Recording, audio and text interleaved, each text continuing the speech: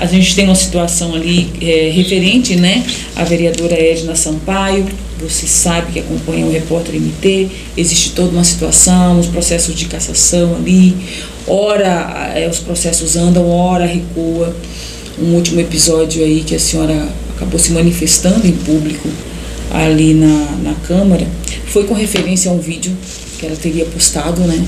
Enfim, que soou aos colegas ali parlamentares como uma forma de deboche, né? Sim. Então, enfim, que julguem, né? Mas que soou foi manifestado isso pela senhora, por alguns colegas, como um deboche realmente ali aos vereadores. Como é que a senhora está vendo e avaliando essa situação toda ali na Câmara, vereadora? Houve um desgaste, né, muito grande de toda essa demanda, porque, pelo menos por minha parte, não é do nosso interesse cassar um mandato. Porque quando você caça um mandato, você gera uma vulnerabilidade ali. Você gera uma vulnerabilidade do parlamento. Você demonstra que existem ali intercorrências que colocam o mandato de todo mundo em xeque. Então, dizer que é confortável cassar o mandato de um colega, pelo menos para mim, não é. Quando começou o procedimento com a vereadora Edna, eu fiz questão de estar presente em todas as oitivas.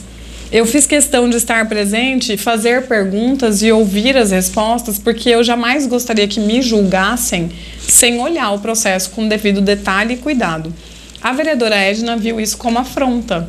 Ela viu isso como condenação prévia, ela julgou isso, ela fez vídeos dentro das redes sociais dela, inclusive me citando nominalmente como parte de um grupo que queria derrubá-la. Isso jamais foi a minha intenção. E todas as vezes que eu me manifestei sobre a vereadora, foi por conta desses episódios conturbados. Então ela teve esse episódio onde ela posta um vídeo dizendo que tem um grupo de extrema-direita, do qual eu teoricamente faria parte, que quer derrubar o mandato dela. Isso não é verdade, tive que me manifestar. Ela fez uma manifestação contra o presidente da Comissão de Ética, falando algo que ele depois refutou, como falando que não era verdade. Ela fez contra o presidente da Câmara, contra o Chico 2000, e ele novamente refutou.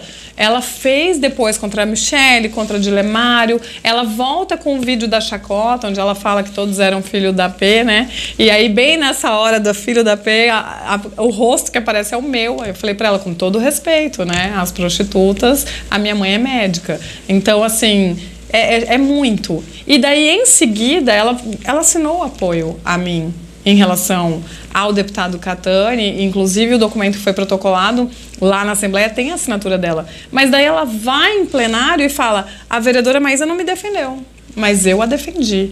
Então, assim, a vereadora Edna, ela cria problema para ela mesma. Ela consegue estar num processo de cassação e, ao invés de focar em fazer uma defesa, ela foca em atacar a todos. Eu não teria essa atitude, sabe? Eu acho que se isso é uma estratégia, para mim é uma estratégia equivocada. Então, hoje, como o processo está suspenso e nem a Câmara teve acesso, porque ele está em segredo de justiça, uma coisa que eu não entendi, porque não envolve crianças, não envolve nada que, né, é um cargo público, um processo que, a meu ver, é público, mas enfim, né, não sou advogada, estou esperando o processo voltar e todos estão nessa expectativa do que vai acontecer.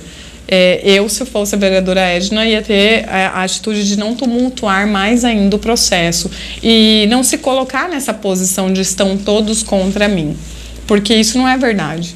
Então, hoje está insustentável o clima da Câmara, toda a sessão é tumultuada, porque a vereadora Maísa não defendeu o meu direito de fala. Para falar no grande expediente tem que chegar às 9 da manhã. Se ela chegar às 10 da manhã, ela não vai falar no grande expediente, eu não vou defender. Porque aí não é uma questão de mulher defendendo mulher ou mulher atacando mulher. É uma questão de regra. Disciplina. De disciplina, exatamente. Então, hoje, o que a gente tem lá é um grande ponto de interrogação, que eu sei que o prazo é exíguo. Então, esse ponto de interrogação vai ter uma resposta ainda em setembro. A senhora, na avaliação da senhora, qual que seria a punição para a vereadora Edna, no caso dessa questão envolvendo aí desvio de verba indenizatória, enfim? apropriação, né, dessa verba indenizatória?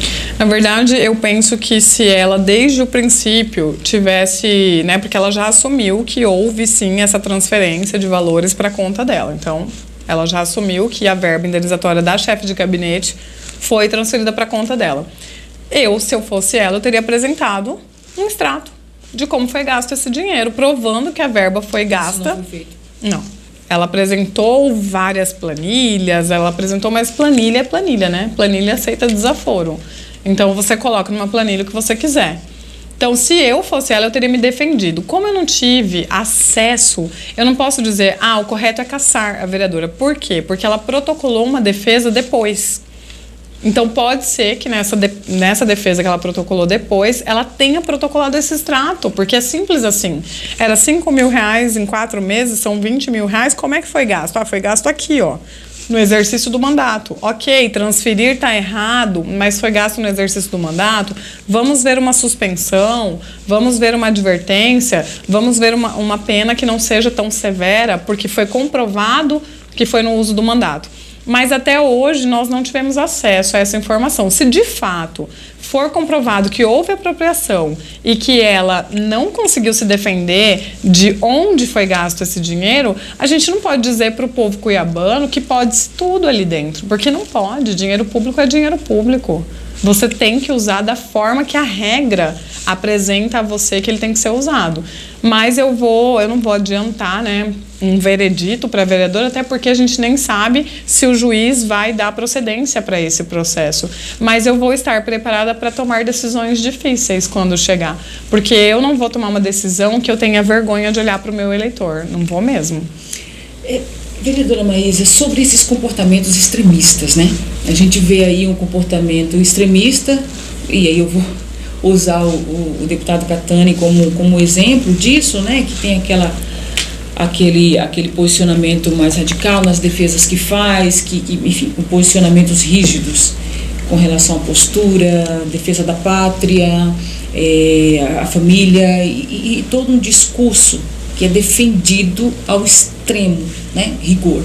Por outro lado, nós temos aí também uma postura da vereadora Edna, que está sempre com esse discurso, que, veja bem, meus amigos, a gente não está invalidando a causa de forma alguma, mas é aquele discurso de mulher preta, né? Uhum. De mulher que está incomodando por ser preta, por defender minorias.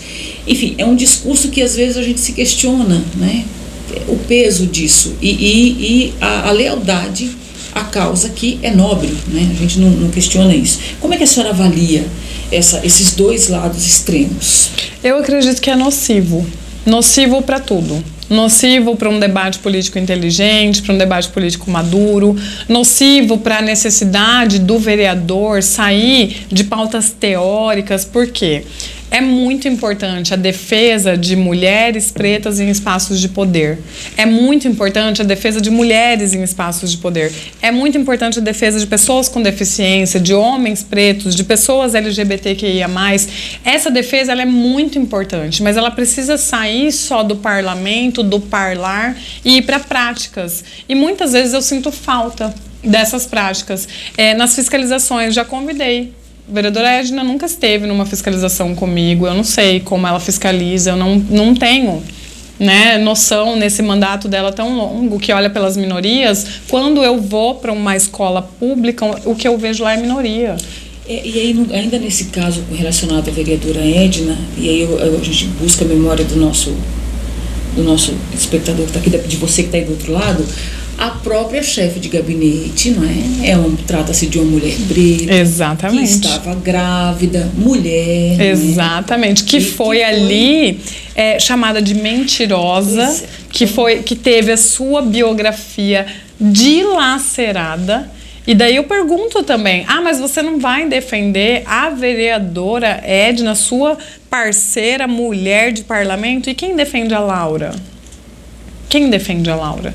Porque a Laura falou pra mim, olhando nos meus olhos, a minha gravidez não era de risco, eu queria continuar no emprego, eu não sabia o que estava acontecendo, eu nunca entendi essa transferência de VI, eu era cobrada. A Laura falou isso olhando nos meus olhos, ela falou isso numa oitiva.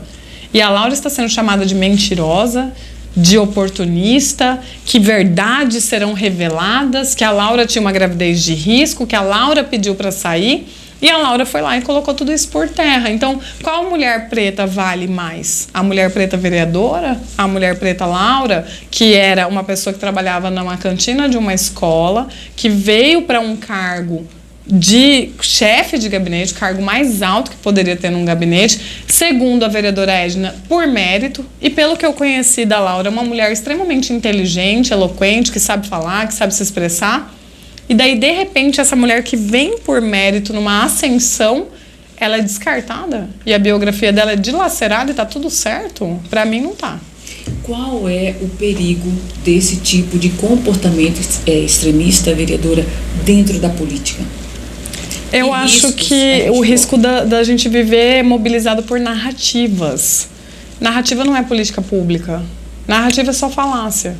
Sabe, eu defendo a família. Qual família? A minha família? A família de todos? A família daquele que é diferente de mim? Eu defendo a família. Mas eu não defendo apenas a minha família. Eu não defendo apenas as pessoas que ideologicamente caminham comigo. Muita gente fica assim, a vereadora é de esquerda, a vereadora é de direita, a vereadora... Eu tenho uma frase que me move no gabinete, que é pelos que não têm vez e não têm voz. Eu nunca perguntei para uma mãe que me procurou e pediu ajuda se ela era de direita ou de esquerda. Eu nunca perguntei para um munícipe se o buraco que tem na rua dele é o buraco que incomoda a vida de alguém de direita ou de esquerda, porque eu trabalho por Cuiabá. Eu trabalho por todos aqueles que moram aqui. É nesse tipo de política que eu acredito. Eu não acredito em narrativa. Narrativa, para mim, eu sou formada em marketing, eu sou mestre em marketing. Narrativa, para mim, você coloca o que você quiser. Você constrói um filme da Marvel com narrativa. Isso não é política pública.